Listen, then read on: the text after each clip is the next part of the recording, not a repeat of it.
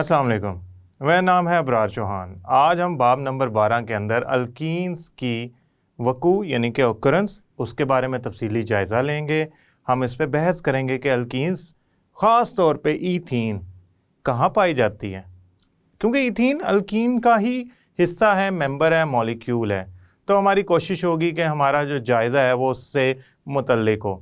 दूसरा हिस्सा हम तैयारी पढ़ेंगे अल्कीन्स की, जिसमें हम ईथीन को बनाने की कोशिश करेंगे एक ख़ास तरीक़ाकार से। इन दोनों चीज़ों पे तफसीली बहस करने के लिए हम चलते हैं अपने लेक्चर की तरफ।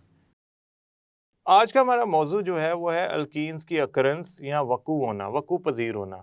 मसलन हम कहते हैं कि पाकिस्तानी एशिया के अंदर पाए जाते हैं। हाँ, उसके अलावा भी बहुत सारी जगहों पे पाए जा सकते होंगे, लेकिन ज़्यादा पाकिस्तानी जो है वो एशिया के अंदर पाए जाते हैं। इसके अलावा आप अगर यही बात करें किसी ख़ास किस्म की कंपाउंड के लिए, मसलन पाकिस्तान में ख्योड़ा में सोडियम क्लोराइड पाया जाता है, यानी कि किसी चीज़ का पाया जाना, वकू पजीर होना, वकू होना, अकरेंस, उसके बारे में आज हम इसका जायज़ा लेने जा रहे हैं। हमारे पास जो आज का मौजू है वो पहला हिस्सा है उसका, वकू होना यानी कि अकरेंस ऑफ अकरेंस अल्कीन्स की, अकरेंस अल्कीन्स की, यानी कि अल्कीन्स कहाँ पे पाए जाते हैं, कैसे पाए जाते हैं। देखिए, पहली बात तो ये है, अल्कीन्स जो है ना इंतहाई रिएक्टिव हैं। ये रिएक्टिव क्यों है? उसकी वजह इनमें मौजूद डबल बॉन्ड है या अनसैचुरेशन है, खाली जगह है। जब उनमें खाली जगह होगी तो उनकी कोशिश होगी कि वो कोई ना कोई एटम अपने अंदर शामिल करके डबल से सिंगल बॉन्ड की तरफ चले जाए। डबल बॉन्ड सिंगल बॉन्ड के मुकाबले में इस्तेकाम नहीं रखता जितना रखना चाहिए। लिहाजा दुनिया में हर चीज़ चाहती है कि वह इस्तेकाम पजीर हो जाए। मैं भी चाहता हूँ, आप भी चाहते हैं कि हम सारे इस्तेकाम हासिल कर लें, स्टेबल हो जाए। इसी तरह मॉलिक्यूल्स और एटम भी चाहते हैं कि वो इस्तेकाम हासिल कर लें। हाँ, उनके इस्तेकाम हासिल करने का तरीका मुख्तलिफ है। हम चाहते हैं कि हमारी दीन और दुनिया दोनों सही हो जाए। एटम दीन और दुनिया के बजाय एक ख़ास इलेक्ट्रॉन की मिकदार हासिल करना चाहते हैं।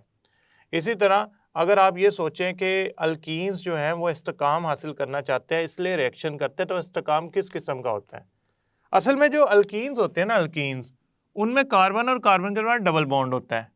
जब वो कोई एटम अपने अंदर दाखिल कर लेते हैं, जमा कर लेते हैं इन कार्बन्स पे जिन पे डबल बॉन्ड है, तो वो सिंगल बॉन्ड में तब्दील हो जाता है। मिसाल के तौर पे इन दोनों कार्बन पे एक्स हैलोजन जोड़ दूं, तो हैलोजन जुड़ने के बाद ये कार्बन डबल से सिंगल बॉन्ड में तब्दील हो जाएगा। यकीनन इसके बाकी साथ दो हाइड्रोजन जुड़े होंगे, इधर भी दो हाइड्रोजन जुड़े होंगे, इधर भी दो हाइड्रोजन, इधर भी, उनको कुछ नहीं हुआ, बल्कि नए एटम आके दाखिल हो गए। नए एटम आके दाखिल होने से डबल बॉन्ड सिंगल बॉन्ड में तब्दील हो गया। हम इसे कहते हैं कि ये एडिशन होगी, जमा हो गया, कोई रीजेंट मॉलिक्यूल इसमें घुस के बैठ गया। इससे डबल बॉन्ड सिंगल बॉन्ड में तब्दील हो जाता है। इसे कहते हैं कि ये अब ज़्यादा इस्तेकाम पजीर हो गए हैं। तो इस वजह से ये रिएक्टिव होते हैं कि वो चाहते हैं डबल से सिंगल बॉन्ड बन जाए, चाहे कोई भी आके ऐड हो जाए। तो यहाँ पे मैं लिखूँगा, ये आज़ाद हालत में शाज़ो नादर ही पाए जाते हैं। उसकी वजह क्या मैंने बताई है? उसकी वजह मैंने बताई है आज़ाद हालत में ना पाए जाने की, कि ये रिएक्टिव होते हैं, रिएक्टिव होते हैं या अनसैचुरेटेड होते हैं। दोनों एक ही बातें हैं, किसी हद तक अनसैचुरेटेड होने की वजह से रिएक्टिव होते हैं। दूसरी बात यह है कि ये कुदरती गैस में पाए जा सकते हैं। कुदरती गैस में ये इनके छोटे जो मॉलिक्यूल हैं, जैसे कि ईथीन, ये पाए जाते हैं कुदरती गैस के अंदर। कई दफ़ा तो ऐसा होता है कि ना कुदरती गैस का 20% तक ईथीन होता है। अब आप सोच रहे होंगे कि अच्छा 15% भी तो हो सकता होगा। असल में ना जो जहाँ से पेट्रोलियम या कुदरती गैस निकलती है ना, वो अगर मिसाल के तौर पे सिंध पे या बलूचिस्तान में मुख्तलिफ जगहों से निकल रही है, अगर वो सुई के मुकाम से निकल रही है या वो कहीं और से निकल रही है तो उधर मौजूद गैस के अंदर मौजूद जो जुज़्व हैं उनकी परसेंटेज मुख्तलिफ होगी जो कहीं और से गैस निकल रही है उससे। वैसे ज़्यादातर यही होता है कि मीथेन उस गैस में सबसे ज़्यादा मिकदार में पाया जाता है और बाकी जो जुज़्व हैं वो कम मिकदार में पाए जाते हैं। खैर, कुदरती गैस में अल्कीन पाए जाते हैं थोड़ी मिकदार में। कुछ कुदरती गैस के ऐसे सोर्सेज हैं जिसमें ये 20% तक पाए जाते हैं। कोल गैस है जो कोयले की डिस्ट्रक्टिव डिस्टिलेशन से हासिल होती है, इसमें भी कम मिकदार में थोड़े से अल्कीन पाए जाते हैं।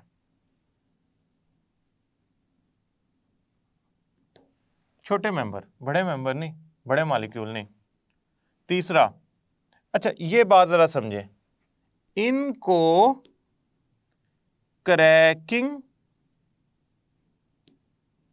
होता है CRACKING, क्रैकिंग के प्रोसेस या तरीके से बनाया जाता है।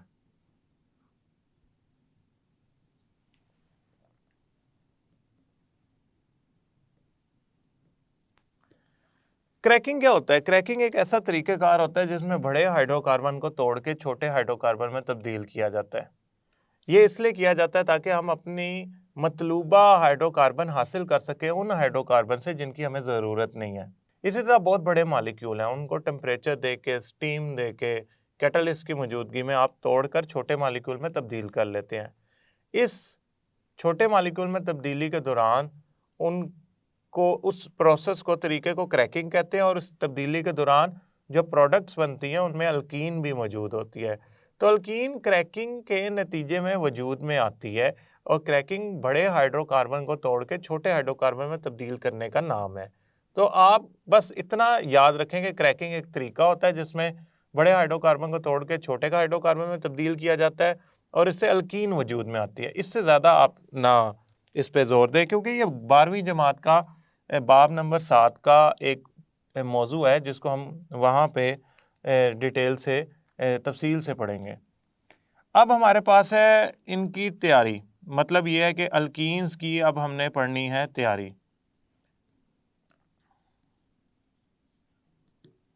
अल्कीन्स की तैयारी पढ़ने से पहले यानी कि प्रेपरेशन, इसे इंग्लिश में लिखेंगे प्रेपरेशन। इसकी तैयारी पढ़ने से पहले ज़रा एक बात समझें, जो अल्कीन्स होते हैं ना वो एक ऐसे हाइड्रोकार्बन है जिनमें डबल बॉन्ड होता है। आसान लफ्ज़ों में उनमें एटम्स की कमी होती है जिसकी वजह से उनमें डबल बॉन्ड वजूद में आता है। तो हम ऐसे ऑर्गेनिक कंपाउंड जिनमें छोटे छोटे एटम जुड़े हों, OH ग्रुप, हाइड्रोक्सिल ग्रुप जुड़ा हो, हैलोजन जुड़ा हो, हाइड्रोजन जुड़ा हो, ऐसे सैचुरेटेड ऑर्गेनिक कंपाउंड जिनमें कार्बन कार्बन के दरमियान सिंगल बॉन्ड हो, उसमें मौजूद छोटे छोटे एटम निकाल के हम इसकी तैयारी कर सकते हैं, अल्कीन्स बना सकते हैं। क्यों? हमने करना क्या है, डबल बॉन्ड बनाना है। सिंगल बॉन्ड से डबल बॉन्ड तभी बनेगा। मसलन हमने किया, यहाँ क्या किया था, डबल बॉन्ड को सिंगल बॉन्ड में तब्दील किया था। कैसे? एटम जोड़कर। तो एटम निकाल के वापस डबल बॉन्ड बन जाएगा। तो हमने एटम को या मुख्तलिफ किस्म के छोटे एटम्स या कोई भी आप निकाल कर बना सकते हैं अल्कीन्स को। तो अल्कीन्स की तैयारी का लिखते हैं, सैचुरेटेड यानी कि ऐसे ऑर्गेनिक कंपाउंड जिसमें सिंगल बॉन्ड हो, उनकी बात कर रहा हूँ। तो सैचुरेटेड ऑर्गेनिक कंपाउंड्स में से छोटे एटम या एटम्स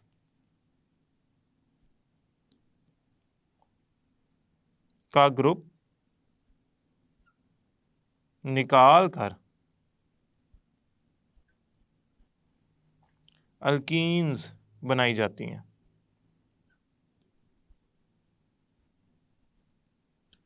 मिसाल के तौर पे ये एटम और एटम का ग्रुप कौन कौन सा हो सकता है?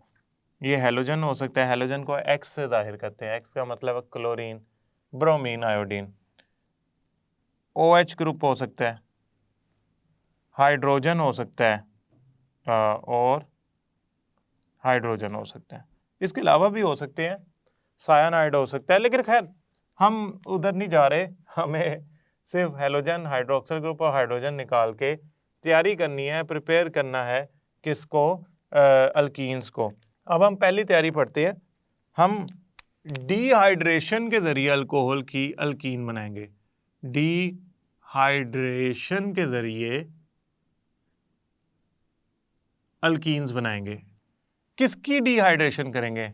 हम अल्कोहल की डिहाइड्रेशन करेंगे तो अल्कीन बन जाएगा।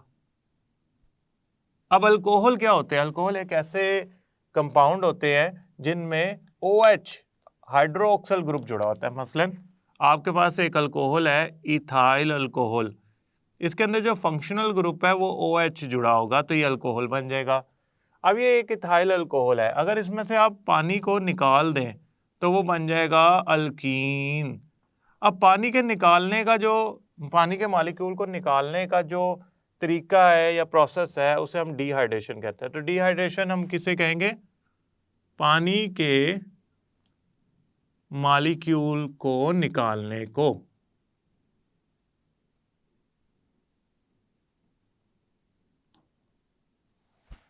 पानी के मॉलिक्यूल को निकालने के लिए आपको चाहिए होता है डिहाइड्रेटिंग एजेंट। जैसा ऑक्सीडेशन करने के लिए ऑक्सीडाइजिंग एजेंट चाहिए होता है, इसी तरह डिहाइड्रेशन यानी कि पानी के मॉलिक्यूल को किसी कंपाउंड से निकालने के लिए डिहाइड्रेटिंग एजेंट चाहिए होता है। तो वो डिहाइड्रेटिंग एजेंट डी का वैसे मतलब होता है निकाल देना, हाइड्रेशन पानी, तो डिहाइड्रेशन का मतलब जो बनता है ना लफ्जी भी, वो पानी निकालना ही बनता है। डी हाइड्रेटिंग एजेंट क्या होता है? ये ऐसा एजेंट होता है जो मॉलिक्यूल के अंदर से पानी का मॉलिक्यूल निकाल देता है, बड़े मॉलिक्यूल के अंदर से पानी का मॉलिक्यूल निकाल देता है। मसलन इसके अंदर से पानी का मॉलिक्यूल निकाल लो तो ये बन जाता है। यहाँ पे अगर मैं पानी लिख लूँ, आप इन दोनों को जमा करें, ये बन जाएगा। इसका मतलब इसमें से ये निकाल दो तो बन जाता है। हमारे पास एक बड़ा अच्छा डिहाइड्रेटिंग एजेंट है सल्फ्यूरिक एसिड। इसके अलावा फास्फोरस पेंटाऑक्साइड P2O5 भी होता है डिहाइड्रेटिंग एजेंट, लेकिन जो हमारी किताब में इस्तेमाल हुआ है बाब नंबर 12 के अंदर, वो है सल्फ्यूरिक एसिड। ये कंसंट्रेटेड, ये डाइल्यूट नहीं, कंसंट्रेटेड सूरत में, यानी कि अगर आप सल्फ्यूरिक एसिड को यूं लिखा देखें ना, सल्फ्यूरिक एसिड कंसंट्रेटेड, तो ये इस सूरत में डिहाइड्रेटिंग एजेंट के तौर पे इस्तेमाल होगा। अब आप कहेंगे कैसे होता, कैसे है रिएक्शन? इसको ज़रा रिएक्शन को देखने के लिए 2 स्टेप मैं करूँगा। पहले स्टेप में होता यूँ है कि ये आपके पास है एथानॉल। एथानॉल में एक OH ग्रुप होता है और ये है आपके पास सल्फ्यूरिक एसिड। सल्फ्यूरिक एसिड का फार्मूला होता है H2SO4, कंसंट्रेटेड सल्फ्यूरिक एसिड। होता यूँ है कि सल्फ्यूरिक एसिड का एक हाइड्रोजन और ये OH ग्रुप मिलकर बना लेते हैं पानी, वाटर। पीछे क्या बचा? आप कहेंगे सर पीछे बच गया इथाइल ग्रुप और एक हाइड्रोजन और सल्फेट ग्रुप। तो यहाँ मैं लिख देता हूँ इथाइल ग्रुप, एक हाइड्रोजन और सल्फेट ग्रुप। अच्छा, सल्फेट को SO4 लिख सकते हैं, लेकिन मैं इसका फार्मूला लिखूंगा इस तरह। अब आप कहेंगे सर ये क्या आपने फार्मूला मुश्किल बना दिया है? ये मुश्किल नहीं है, ज़रा गौर से देखें इसको, ज़रा गौर से देखें। सल्फर 2 ऑक्सीजन, एक OH इधर, एक OH इधर और इधर 2 ऑक्सीजन जोड़ के सल्फ्यूरिक एसिड बनाता है। अब होता यूँ है कि जो इथाइल अल्कोहल है यानी कि CH3CH2OH, इसमें जो ये वाला हिस्सा है ये मिलकर बनाता है वाटर। ये देखें वाटर बन गया ना। पीछे क्या बचा? पीछे बचा ये वाला हिस्सा CH3CH2 और ये वाला हिस्सा O, ये वाला O, ठीक है। ये S है, उसके साथ 3 ऑक्सीजन जुड़े हुए हैं, 3, तो S 3 ऑक्सीजन और ये H। अगर आप गौर से देखें तो ये है इथाइल, इथाइल ग्रुप है, ऐसा ही है। ये क्या है? हाइड्रोजन। और ये क्या है? सल्फेट। तो इसका नाम क्या बन गया? Ethyl hydrogen sulphate. और ये देखें, ये ऑक्सीजन ये वाला है, ये वाला ऑक्सीजन ये वाला है, और ये SO3 ये वाला है। तो हमने क्या किया, मैंने आपको इसका स्ट्रक्चर बना के बता दिया कि फार्मूला ऐसा लिखा क्यों गया। खैर, हमारा जो ज़्यादातर इसका जायज़ा लेने का मकसद है वो ये है कि हम सिर्फ रिएक्शन लिखें। ये समझाने के लिए, इसे लिखने की ज़रूरत नहीं, आपने सिर्फ ये लिखना है। और यहाँ पे बन जाएगा ethyl hydrogen sulphate. Ethyl hydrogen sulphate जो होता है ना, इसको अगर आप इथाइल हाइड्रोजन सल्फेट गर्म करें ना, ये बन गया इथाइल, ये बन गया हाइड्रोजन, और SO4 को मैं तोड़ के लिखूंगा क्योंकि एक ऑक्सीजन वाली तरफ से वो जुड़ा होता है इथाइल ग्रुप के साथ।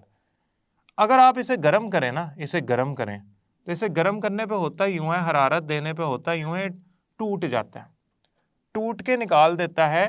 ये देखें, ये है सल्फ्यूरिक एसिड का HSO4, इसको एक हाइड्रोजन की जरूरत है, ये इस कार्बन से वो हाइड्रोजन लेगा और क्या बनाएगा? H2SO4। पीछे क्या बच गया? पीछे बच गया, देखें ये हिस्सा निकल गया, ये हिस्सा हाइड्रोजन छोड़ गया, तो पीछे बच गया CH2। CH2 आप कहेंगे सर अगर आप इसका स्ट्रक्चर बनाए ना तो इसमें एक बॉन्ड की कमी है, लिहाजा आप कार्बन और कार्बन में डबल बॉन्ड बनाएं ताकि कार्बन की वैलेंसी पूरी हो जाए, लिहाजा आखिरकार अल्कीन बन गया, आखिरकार अल्कीन बन गया। इसे कहेंगे ईथीन। तो ईथीन क्या है? ईथीन कैसे बना है? आपने क्या कंसंट्रेटेड सल्फ्यूरिक एसिड डाला इथाइल अल्कोहल में, उससे इथाइल हाइड्रोजन सल्फेट बन गया। इथाइल हाइड्रोजन सल्फेट को हरारत दी तो आपका ईथीन ऊपर आ जाएगा, पानी जो आपका रिएक्शन हो रहा होगा ना उसमें पानी का सोल्यूशन होगा, उसके ऊपर ये इकट्ठा हो जाएगा गैस की सूरत में। खैर, ये इथाइल हाइड्रोजन सल्फेट में से ये जो हिस्सा है ना ये बनता है HSO4, ये जो ये वाला हिस्सा है ये बनता है HSO4। इसको एक हाइड्रोजन की ज़रूरत है तो ये एक स्टेबल मालिक्यूल, इस्तेकाम वाला मालिक्यूल बन जाएगा। तो एक हाइड्रोजन इधर से हासिल करता है, वो हाइड्रोजन हासिल करके ये बना लेता है H2SO4 सल्फ्यूरिक एसिड। अब यहाँ से हाइड्रोजन कम हो गया तो ये बन गया CH2, ये तो पहले से CH2 था, तो CH2 के साथ डबल बॉन्ड बना के अपने आप को मुतमईन कर लेता है और सल्फ्यूरिक एसिड निकल जाता है। ये जो सारा तरीक़ाकार है अगर आप गौर करें तो इसमें से निकला क्या है? इसमें से निकला क्या है? इसमें से निकला है पानी, क्योंकि सल्फ्यूरिक एसिड तो दोबारा बन गया है। तो इसमें दो चीज़ें बनी हैं आखिरकार, इथाइल अल्कोहल में सल्फ्यूरिक एसिड डाला तो आखिर में बना ईथीन और साथ निकला पानी। तो ऐसा तरीक़ाकार जिसमें किसी मालिक्यूल से पानी को निकाल दिया जाए वो डिहाइड्रेशन कहलाता है, और इसमें सल्फ्यूरिक एसिड पानी निकालने का बायस बन रहा है, डिहाइड्रेटिंग एजेंट है। मुझे उम्मीद है कि आप अल्कीन्स, ख़ासतौर पे ईथीन का वक़ूफ़ पज़ीर होना और अल्कीन्स की तैयारी का पहला जो तरीक़ाकार है उसको समझ गए होंगे। अगले लेक्चर तक के लिए अल्लाह हाफ़िज़।